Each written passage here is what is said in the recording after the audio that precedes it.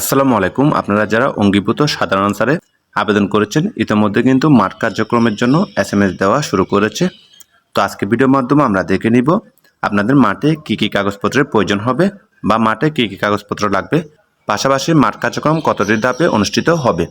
তো সম্পূর্ণ ভিডিওটি মনোযোগ সহকারে দেখবেন, আশা করি তাহলে সবকিছু বুঝতে পারবেন। তো চলুন কথা না বাড়িয়ে মূল ভিডিওতে চলে যাই। তো প্রথমে দেখে নিব মাঠে কি কাগজপত্র লাগবে। তো মাঠে যে সকল কাগজপত্র লাগবে তার মধ্যে এক নাম্বার হচ্ছে শিক্ষাগত যোগ্যতার মূল সনদপত্র, অর্থাৎ আপনারা আবেদন করার সময় যে সকল শিক্ষাগত যোগ্যতা সংযুক্ত করেছিলেন বা দিয়েছিলেন সেই সকল শিক্ষাগত যোগ্যতার মূল সনদপত্র সাথে করে নিয়ে যেতে হবে। পাশাপাশি ভিডিপি বা টিডিপি বা উপজেলা আনসার মৌলিক প্রশিক্ষণের সনদপত্র লাগবে। এছাড়াও যাদের উপজেলা আনসার বা বিডিপি বা টিডিপি অ্যাডভান্স কোর্সের সনদপত্র রয়েছে সেটিও কিন্তু সাথে করে নিয়ে যেতে হবে। পাশাপাশি জাতীয় পরিচয়পত্র অর্থাৎ এনআইডি কার্ডের মূল কপি সাথে করে নিয়ে যেতে হবে। এছাড়াও চারিত্রিক সনদপত্রের মূল কপি এবং নাগরিকত্ব সনদপত্রের মূল কপি। চারিত্রিক এবং নাগরিকত্ব সনদপত্রের মূল কপিটা আপনারা ইউনিয়ন পরিষদ অথবা পৌরসভা থেকে নিতে পারেন।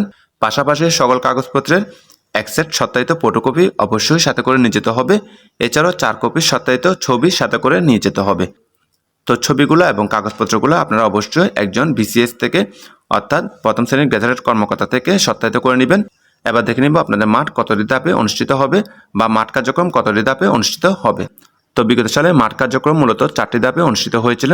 সে আলোকে বলবো, প্রথমে হচ্ছে আপনাদের প্রাথমিক মেডিকেল হতে পারে। প্রাথমিক মেডিকেলে আপনাদের উচ্চতা, ওজন, বুকের মাপসহ প্রাথমিক কিছু দেখা হবে। এরপর হচ্ছে লিখিত পরীক্ষা অংশগ্রহণ করা লাগবে। যারা প্রাথমিক মেডিকেলে কৃতকার্য হবেন শুধুমাত্র তাদেরকে লিখিত পরীক্ষা অংশগ্রহণ করতে দেওয়া হবে।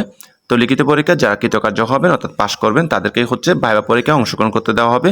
তো যারা ভাইবা পরীক্ষায় পাশ করবেন শুধুমাত্র তাদেরকে চূড়ান্ত মেডিকেল করা হবে। তো চূড়ান্ত মেডিকেলে আপনার পুরো বডিটা চেক আপ করে ওনারা দেখবেন যে আপনার কোনো দুরারোগ্য ব্যাধি আছে কিনা বা কোনো সমস্যা আছে কিনা। তো যারা চূড়ান্ত মেডিকেলে কৃতকার্য হবেন শুধুমাত্র তাদেরকে হচ্ছে প্রশিক্ষণের জন্য এসএমএস দেওয়া হবে।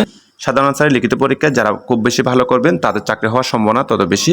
তো যাদের লিখিত পরীক্ষা এবং ভাইবা পরীক্ষার আপডেট চূড়ান্ত সাজেশন প্রয়োজন আপনারা চাইলে স্ক্রিনে দেখানো হোয়াটসঅ্যাপ নাম্বারে যোগাযোগ করতে পারেন। সকলকে ধন্যবাদ। আসসালামু আলাইকুম।